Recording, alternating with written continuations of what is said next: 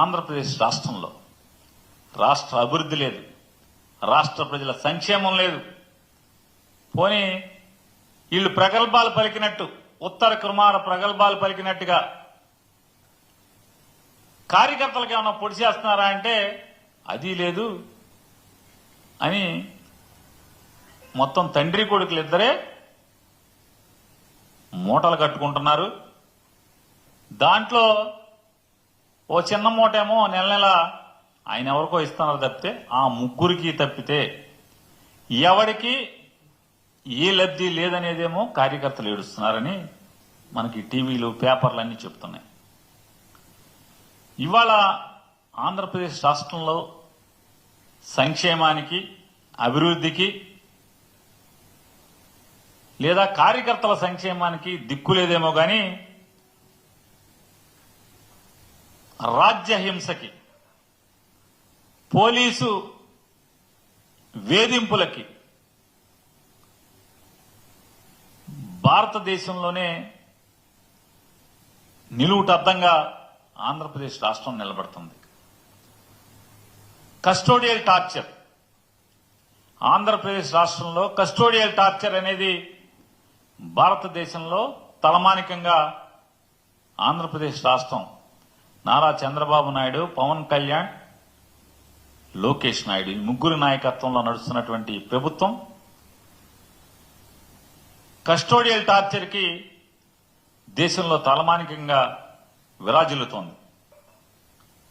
ఇవాళ వాళ్ళకి ఎవరి మీద కక్ష ఉంటే ఏ రకంగా పోలీసుని అడ్డం పెట్టి జైళ్లలో మగ్గదీస్తున్నారో, తప్పుడు కేసులు పెడుతున్నారో కళ్ళ కట్టినట్టుగా రోజు నిత్యం సంఘటనలు చూస్తూనే ఉన్నాం. జగన్మోహన్ రెడ్డి గారిని అంటే చంద్రబాబు నాయుడు గారి కక్ష ఏంటంటే, నేను అప్పుడేదో సోనియా గాంధీతో చట్టాపట్టాలు వేసుకుని చీకట్లో చిదంబరాన్ని కలిసి జగన్మోహన్ రెడ్డి గారిని 16 మాసాలు జైల్లో ఉంచాను. నేను 40 ఏళ్ల ఇండస్ట్రీ కాబట్టి జగన్మోహన్ రెడ్డి గారిని నేను ఉంచుతాను, నా అనుభవం అది. అనుభవం లేని జగన్మోహన్ రెడ్డి నన్ను 56 రోజులు లోపల ఉంచుతాడా అని కక్ష. ఇవాళ లిక్కర్ కేసులో ముద్దాయిగా ఉన్న చంద్రబాబు నాయుడు బెయిల్ మీద బయట తిరుగుతున్నటువంటి 2014-19 మధ్యలో లిక్కర్ కేసులో ముద్దాయిగా బెయిల్ మీద బయట తిరుగుతున్నటువంటి చంద్రబాబు నాయుడు లేని కేసు ఏదో ఒకటి పెట్టి లేని అవినీతిని లేదా లేని దొంగతనాన్ని సృష్టించి నన్ను పెట్టాడు కాబట్టి మళ్ళీ జగన్మోహన్ రెడ్డి గారిని లోపల పెట్టాలనేటువంటి తంతు మనం చూస్తున్నాం. ఆ తంతులో భాగంగా రోజుకొక ఈనాడు జ్యోతిలో చంద్రబాబు చెప్పింది రోజుకోటి రాస్తారు. ముందు విజయసాయిరెడ్డి మొత్తం లిక్కర్ స్కామ్ చేశాడు, విజయసాయిరెడ్డిని కటకటాలు ఊచలు లెక్కెట్టిస్తామని చెప్పి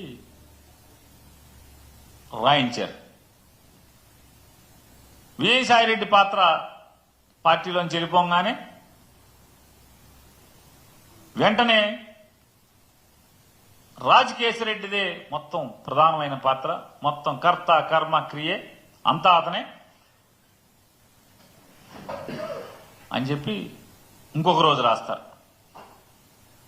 మరొక రోజు రాస్తారు జగన్మోహన్ రెడ్డి మొత్తం దొరికేశాడు, అరెస్ట్ చేయడమే గజగజలాడిపోతున్నారు మొత్తం వైఎస్ఆర్ కాంగ్రెస్ పార్టీ వాళ్ళు ఇంకోళ్ళు రాస్తారు. ఇంకో రోజు రాస్తారు ఇదే ఈనాడు ఇదే జ్యోతి. అరే నిన్న మొన్న ఈ రాశాం కదా, మనకు సిగ్గుండాలి కదా. మన పేపర్లో నిన్న మొన్న ఒకటి రాసి మళ్ళీ ఇంకోటి వాళ్ళు ఎట్లా రాస్తాం అనేది ఏ మాత్రం ఇసుమంత కూడా బిడి పడకుండా మరి భగవంతుడు పెట్టలేదు. మళ్ళీ ఏం రాస్తారు, ఈ మొత్తం నగదు మొత్తాన్ని బంగారం కొన్నారని రాస్తారు ఒకరోజు. ఇంకో రోజు చెప్తాడు ఫారెన్ వెళ్ళిపోయింది మొత్తం డబ్బులని, దుబాయ్ వెళ్ళిపోయినాయి డబ్బులని రాస్తారు. ఇంకెవడో పాత్ర అంటారు. మరొక రోజు రాస్తారు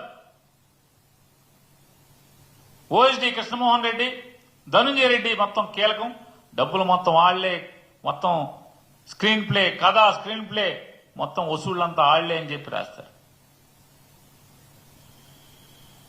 మళ్ళీ ఇవాళ రాస్తారు మొత్తం మిథున్ రెడ్డే, కర్త కర్మ క్రియ అంతా కూడా మిథున్ రెడ్డే. మిథున్ రెడ్డి ఈ డబ్బులన్నీ కూడా వాళ్ళ కంపెనీలోకి తీసుకుని ఆ కంపెనీ నుంచి అసలు నాయకుడికి ఇచ్చేవాడని రాస్తారు. సిగ్గుపట్టం కానీ అరే రోజుకో రకమైన స్టోరీ రాయటం ఏంటి అంటే ఇదంతా ఎట్లా అంటే ఎవరన్నా కథ రచయిత ఒక స్టోరీ పట్టుకుని హీరో దగ్గరికి వెళ్ళాడనుకోండి, ప్రొడ్యూసర్ దగ్గరికో, ఆ లైన్ మార్చి ఇది బాగాలేదంటే మళ్ళీ వచ్చి తెల్లారి ఇంకో లైన్ మార్చి తీసుకెళ్తాం, ఇంకో పాత్రను చంపేయటం, కొత్త పాత్రను సృష్టించడం. దానికి దీనికి తేడా ఏమైనా ఉందా అని అడుగుతున్నాను. రోజుకొక కథ వండి వార్చడం ఈనాడు, ఆంధ్రజ్యోతి. పోలీసులు ఇంకోటి రాస్తారు రిమాండ్ రిపోర్టుల్లో. నిన్న మొన్న రాస్తాడు ఎన్నో లక్షల కోట్ల పేజీల మెమరీని మొత్తం ధ్వంసం చేశారు, కీలక ఆధారాలన్నీ నాశనం చేసేశారు. ఆధారాలు లేకుండా మీకు అసలు అంటే ఆధారం అనేది లేకుండా అది కేసు ఎక్కడది? తప్పు జరిగిందని మీకు ఎవరు చెప్పారు? అంటే జగన్మోహన్ రెడ్డి గారిని అరెస్టు చేయాలనే దగ్గర నుంచి బయలుదేరి కిందకు వస్తారు. ఎలా అరెస్టు చేయాలి? ఇప్పుడు ఆధారాలు లేవంట కొత్తగా. ఇప్పుడు మళ్ళీ మిథున్ రెడ్డి గారికి అంట 5 కోట్లు ఏదో అదాన్ కంపెనీ నుంచి 2019లో వచ్చింది.